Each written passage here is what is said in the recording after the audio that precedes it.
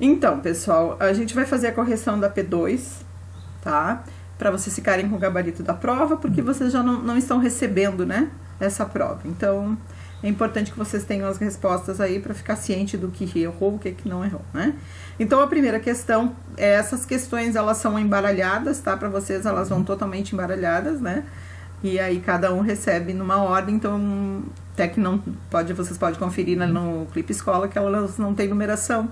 Mas aqui eu fiz uma numeração que eu salvei, então ela vai ficar assim, tá? Então, a primeira questão, na minha prova, né? Os animais mais adaptados a esse bioma são aves e mamíferos, com a pele grossa, vasto revestimento de pelos, camadas de gordura corporal espessa, né? Seria os animais da tundra, né? Há 2 grandes blocos rochosos que se estendem dos continentes até a base dos oceanos e estão em constante movimentação, são as placas tectônicas, né? Depois ali, um único continente formado pela união de todos os outros continentes, era a Pangeia, resposta, né? Aqui, quando o magma que é expelido de um vulcão atinge a superfície, ele passa a ser chamado de lava. Depois lá, 5, as atividades abaixo relacionadas, qual é uma atividade antrópica, né? Ação humana, antrópica no caso, né? Desmatamento. O 6, ponto onde um terremoto se origina é o hipocentro, né? 7, a inexistência de vulcões ativos e a baixa incidência de terremotos no Brasil se deve ao fato do Brasil se encontrar no centro de uma placa sul-americana e os terremotos serem mais comuns nas bordas das placas. A 8, espécies que são naturalmente encontradas somente em áreas específicas são chamadas de espécies endêmicas, né? Ciência que estuda a distribuição geográfica das espécies na Terra é a biogeografia. E a 10 é o tipo de ecossistema aquático que sofre impactos das marés entre rios, né, e mares, são os estuários. Ok? Então, agora então a gente vai começar a nossa aula de hoje, né, falando lá sobre forças. Opa, essa imagem que a gente parou na aula passada. Deixa eu só aumentar a tela aqui. Então, todos compartilhando a tela? Tá todo mundo prestando? Professora. Fala. Eu caí da fala aqui no comecinho. Pode repetir pra mim. Repetir o que, querido? Ah, vai ficar... É assim, ó, essa gravação... Só um pouquinho. Essa gravação, ela vai ficar pra vocês, né? Então, depois tu dá uma olhadinha, porque é só a correção da prova na primeira parte, tá? Tá. Aí é só a correção da P2. Então, aí depois tu olha só pra tu corrigir, pra te tirar as dúvidas, tá lá, ela já tá gravada, tá? Depois vai pra vocês essa gravação, tá bom, querida? Tá bom. E agora a gente vai começar o conteúdo da aula de hoje, né? Que é o conteúdo sobre força que a gente já estava estudando na aula passada. A gente começou falando sobre o cabo de guerra, inclusive a gente fez alguns comentários sobre essa imagem aí, porque tinha algumas perguntas. Isso tá na apostila, né? Quem tá com a apostila aí, tá na página 2 da apostila, essa imagem ali, só que tá aqui também no slide que a prof colocou, tá? Então, assim, ó, nós temos ali a número 1, que perguntou, a gente até comentou isso na aula passada, né, em um cabo de guerra, o que acontece se os dois grupos puxarem a corda com forças exatamente iguais? Aí a gente já responderam, né? O que aconteceria mesmo? Nada. Os dois grupos, o da direita e da esquerda, exercem a mesma força. Então, o que acontece com a corda? Eles vão ficar no mesmo lugar. Fica parada, né? Isso. E aí depois a segunda pergunta, se um grupo estiver vencendo o cabo de guerra e mais um integrante for ajudar o outro grupo, equilibrando perfeitamente as forças, o que acontecerá com o cabo de guerra? Se equilibrar, o que vai acontecer? A gente também já respondeu. Também ficará parado, né? Certo? E a 3. Se um grupo tiver pessoas muito mais pesadas que as do outro grupo, o cabo de guerra será justo? Não, né? Não vai ser justo. Imagina tu tá duas pessoas bem magrinhas e outras uns brutamontes grandão lá puxando do outro lado. Logicamente que não vai ser justo. Primeiro, porque é mais difícil movimentar grandes massas. E segundo, porque a força tem uma parcela proporcional à massa, né? Muscular, o que tende a favorecer o grupo com pessoas mais pesadas. Aí as pessoas mais pesadas, obviamente, vão ganhar essa disputa. Tá bom? Isso aqui é só pra gente retomar da aula passada. Então, a gente vai falar um pouquinho agora sobre o conceito de força, tá? Eu não sei se vocês estão lembrados que na aula passada eu coloquei... Primeiro assim, ó, gente, antes da gente entender ali, a gente vê os conceitos de outros tipos de força, que a gente vai falar um pouquinho, a força é uma descrição quantitativa de interação entre dois corpos, tá? Isso a gente já tem que entender. Para que haja uma força, vai ter que ter uma interação entre dois corpos, certo? Ela é uma grandeza vetorial, que, portanto, precisa ser definida de acordo com seu modo, direção e o seu sentido. O módulo seria a força, a intensidade dessa força aplicada, né? A direção, horizontal ou vertical. E o sentido seria positivo ou negativo, esquerda, direita, para cima ou para baixo. Aí vocês vão ver por que ela pode ser negativa, né? Quando alguém perde, por exemplo, né? Então vamos falar um pouquinho aí, conceito de força, né? Levantar uma barra com pesos, empurrar um carrinho do supermercado ou sustentar uma mochila nas costas são situações que exigem certa força das pessoas. E a gente pensa lá nas mochilas que vocês levavam para a escola, né? Às vezes a mochila pesada, vocês estavam fazendo força para carregar aquilo ali, né? Na prática, sabemos que quanto maior for o peso do objeto, maior será a força necessária para tirá-lo de uma posição ou movimentá-lo, né? Até outro lugar. Então, eu pego lá uma mochila bem pesada, rapidinho, difícil tirar do solo, né? Então, eu pego, coloco nas costas. Agora, se ela estiver bem vazia, com pouca coisa, rapidamente, tá? Então, além disso, ao sustentá-la também é preciso uma força para impedir que ela caia, né?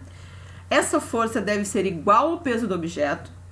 Nas ciências, força está relacionado com empurrar, puxar, levantar, apertar, equilibrar, atrair ou repelir algo, certo? Então, já pensem nisso. Então, tem que sustentar, empurrar, puxar, levantar, apertar, equilibrar. Isso tudo está relacionado com força. E aí, nós temos uma imagem, né, de uma pessoa levantando uma barra aí, né?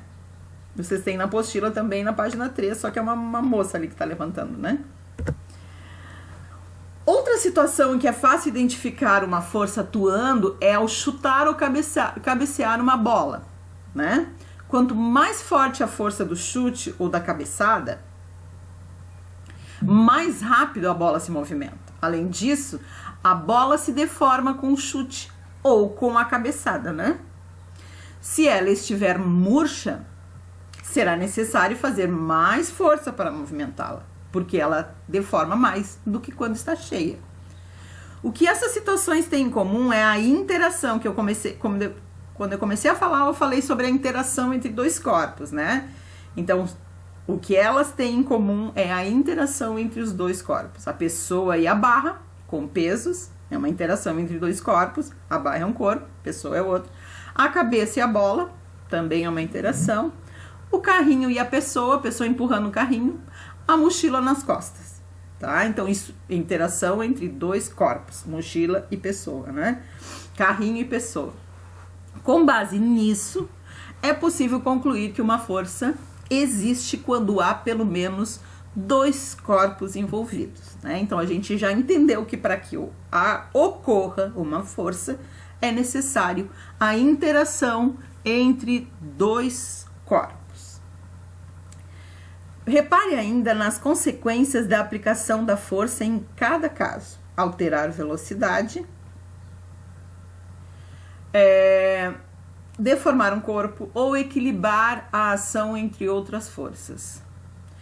Empurrar um carrinho de supermercado altera a velocidade do carrinho, cabecear uma bola, por exemplo, deforma ela temporariamente. Segurar uma barra em um exercício de musculação é fazer uma força para equilibrar o seu peso. Então, interação entre dois corpos, né? E a aplicação da força. E aí eu tenho essa imagem aqui para vocês, né? Os meninos que gostam muito de jogar futebol aí, né? Tem meninas que também gostam, né? Olha só o que acontece. Aqui nós temos a interação entre dois corpos, a bola e a cabeça, né? Tanto a bola quanto a cabeça deformaram-se, gente. Então, existe uma interação entre dois corpos, porque a bola veio com força, os dois estão aplicando uma força aí, tá bom? Ali, na verdade, a bola bateu no rosto dele, né? Mais do que cabeçada. Aqui a imagem que vocês têm ali na apostila, ele tá cabeceando. Aqui a bola acho que bateu na cabeça, né? Professora. Oi, pode falar.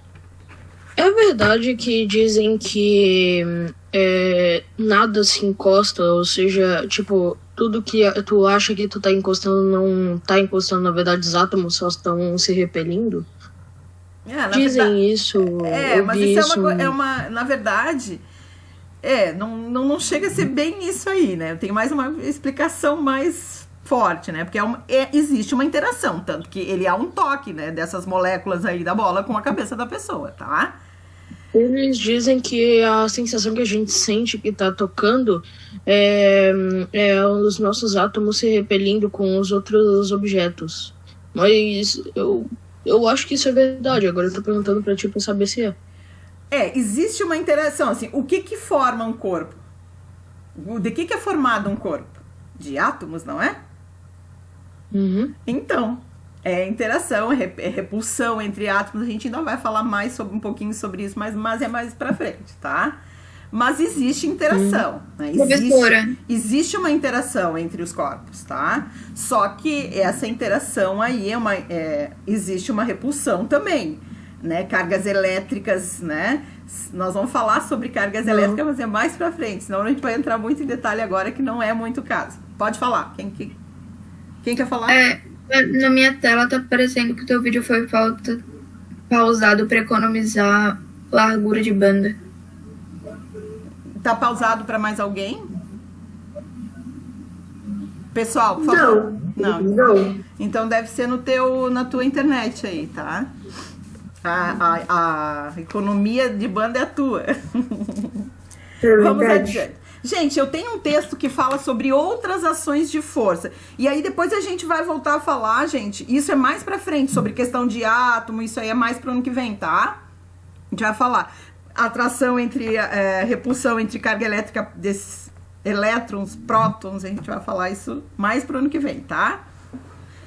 O que significa força? Tem um texto que eu não coloquei aqui no slide, mas eu queria que alguém lesse para nós, porque são as outras definições de força, que não é aquela definição científica, mas que não está errado também. Quem é que gostaria de ler? Página 4 da apostila. Quem que pode ler para nós? Vamos lá? Pessoal?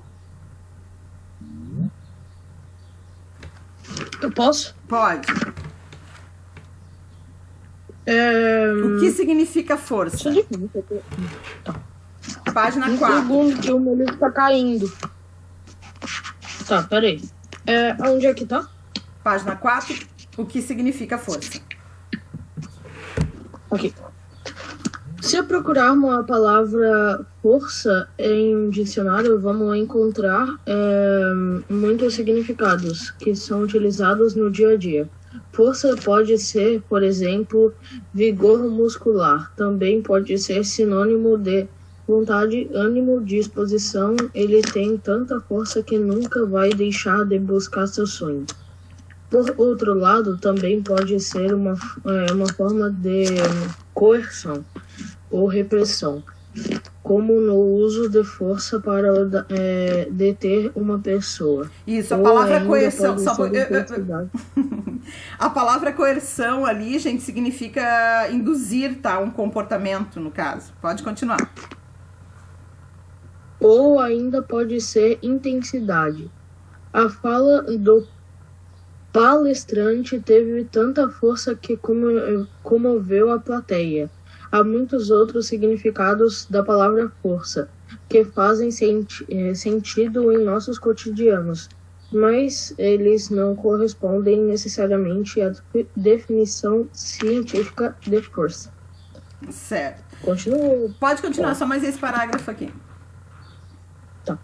Isso também acontece com muitas outras palavras, quando comparamos seus usos no cotidiano e nas ciências.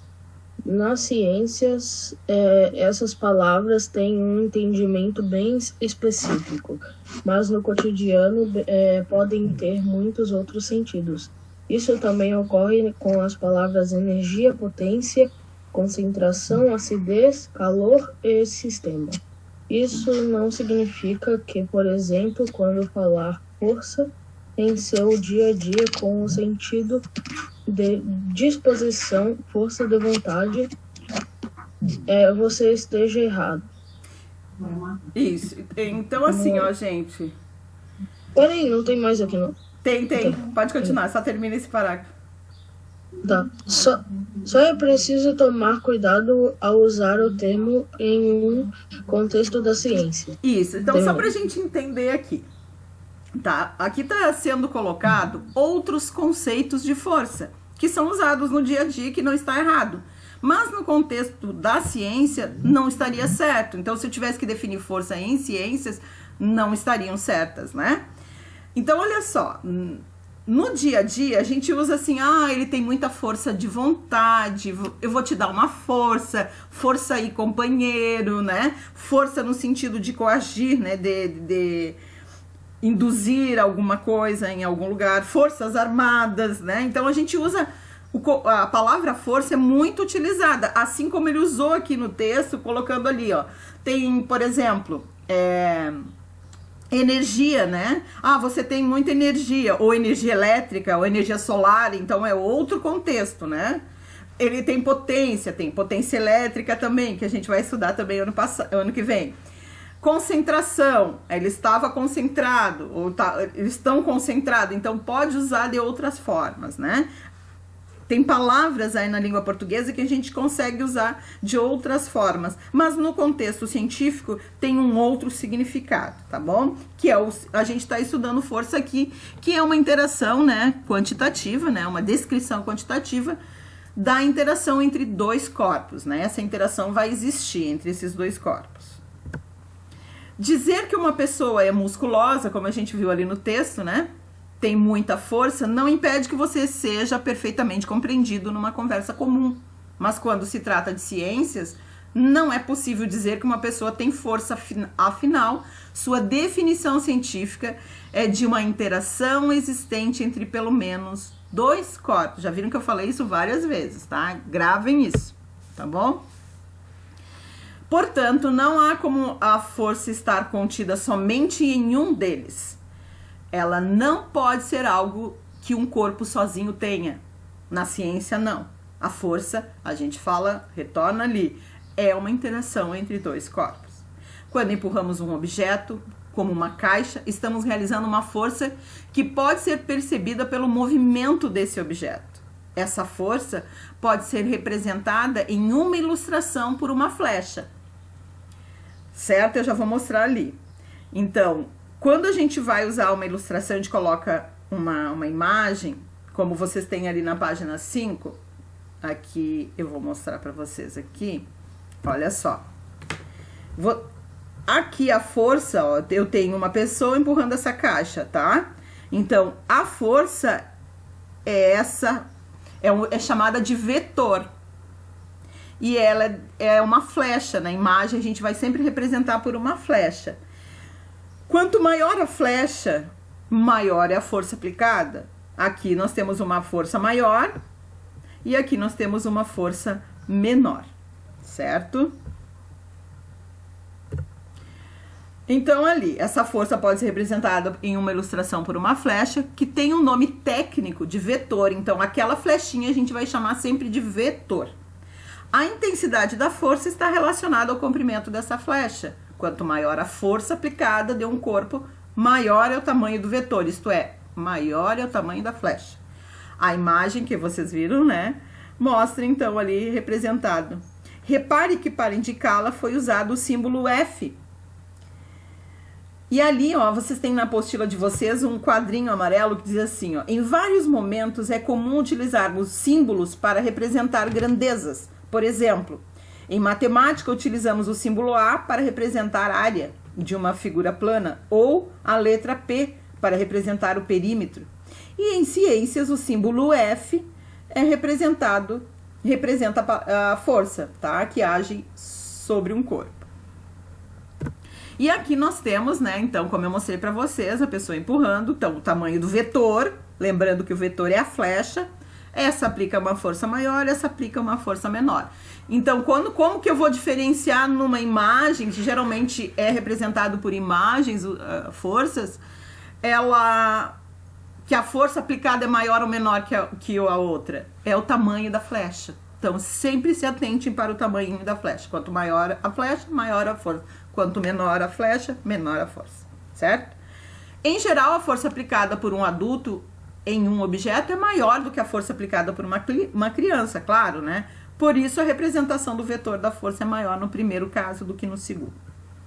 Algumas forças recebem um nome especial.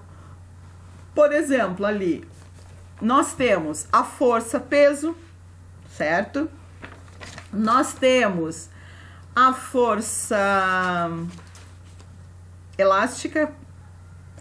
Ela é uma força que atua em molas elásticas ou outros materiais que visivelmente se deformam. A força de atrito é mais um desses casos. Ela é uma interação, né? No caso, ela é uma força que existe quando há um contato entre dois corpos e um tende a se movimentar em relação ao outro. Quando a gente caminha, por exemplo, em relação ao solo, né? A caixa arrastando a ilustração também está sujeita a uma força de atrito, pois o contato entre ela e o chão dificulta o movimento, né?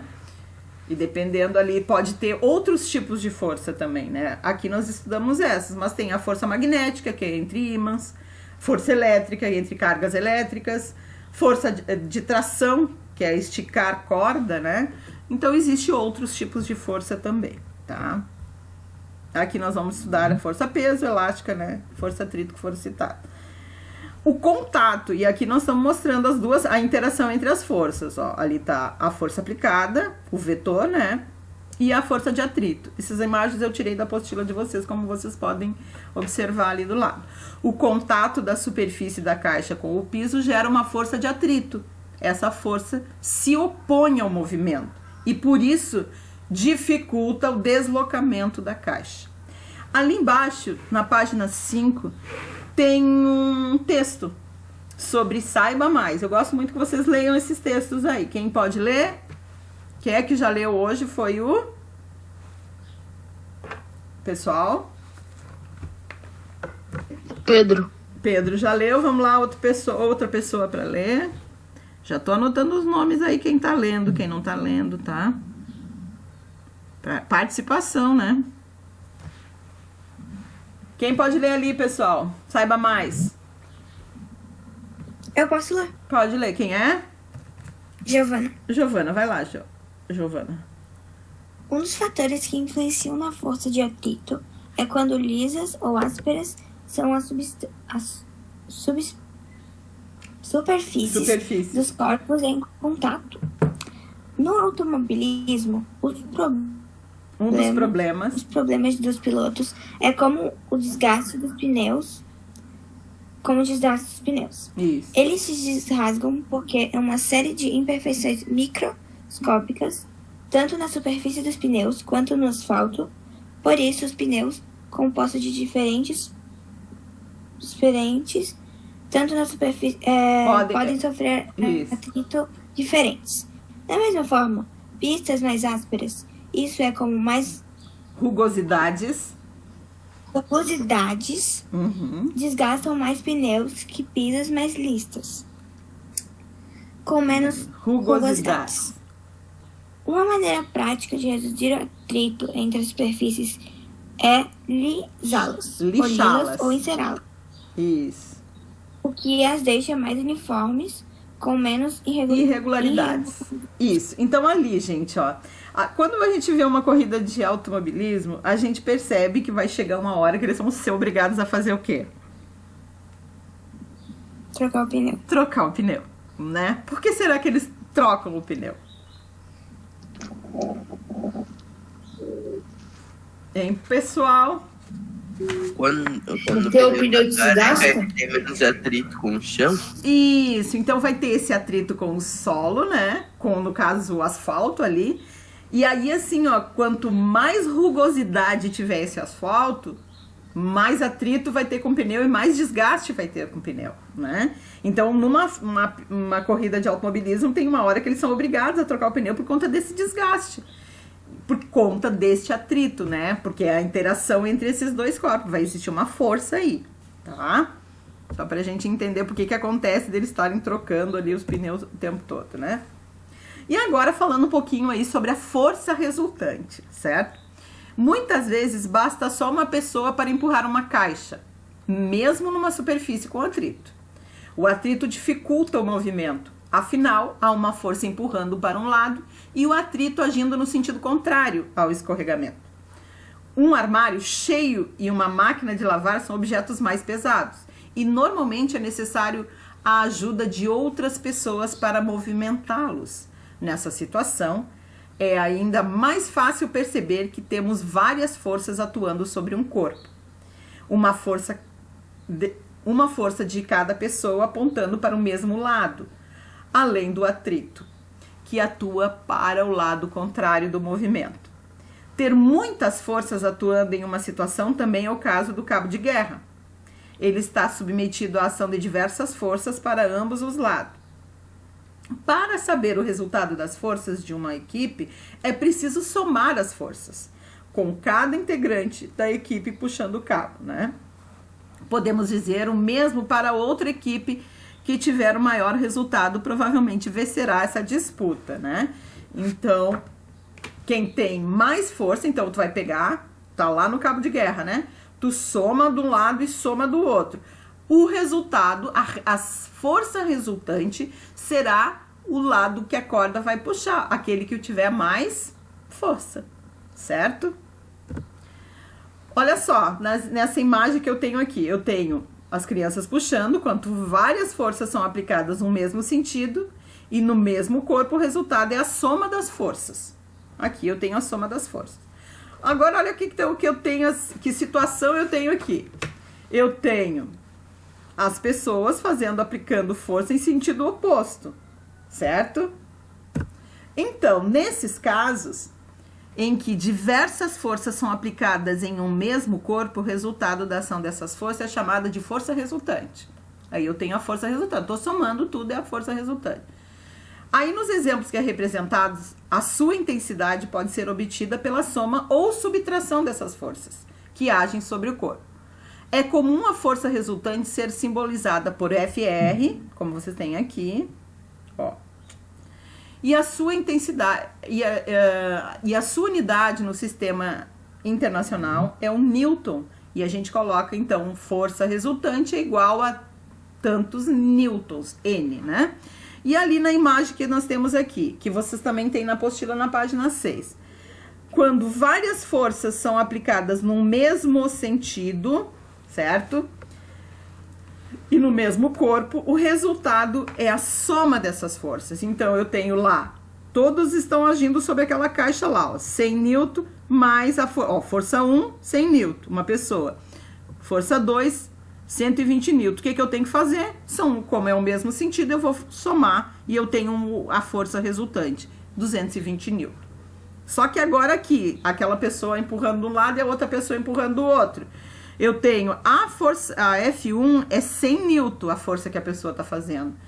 E a F2 é 80 newton. O que eu tenho que fazer nesse sentido? Eu tenho que fazer uma subtração. Então, eu tenho 100 newton menos, 100 menos 80 newton. Que eu tenho a força resultante, 20 newton. Certo? Que ela vai ser a diferença ali, por isso que ela vai pender pro lado esquerdo nesse sentido aqui, né? Ela vai pro lado esquerdo, o sentido então é esquerda. Negativo ou positivo? Positivo ainda, né? Com o objetivo de padronizar as unidades ao redor do mundo, quase todos os países adotam o Sistema Internacional de Unidades. Ela padroniza, por exemplo, a medição de unidade de comprimento é metro, a de massa é quilogramas. No caso da força, a unidade de medida é chamada de Newton, e a gente vai falar das leis de Newton, é o próximo conteúdo, em homenagem ao inglês Isaac Newton. Outras unidades do cotidiano também foram batizadas, né, em homenagem às pessoas que descobriram essas, como potência é dada em watts, né, que é o W. Homenagem ao escocês James Watt, que viveu em 1736, 1819. Ou da tensão elétrica dada em volts, né, o V. Homenagem ao italiano Alessandro Volta. Pessoal, então, sobre forças é isso. A gente tem exercícios para fazer e agora eu já vou orientar vocês a fazer essas atividades aqui da página 7, 8 e 9.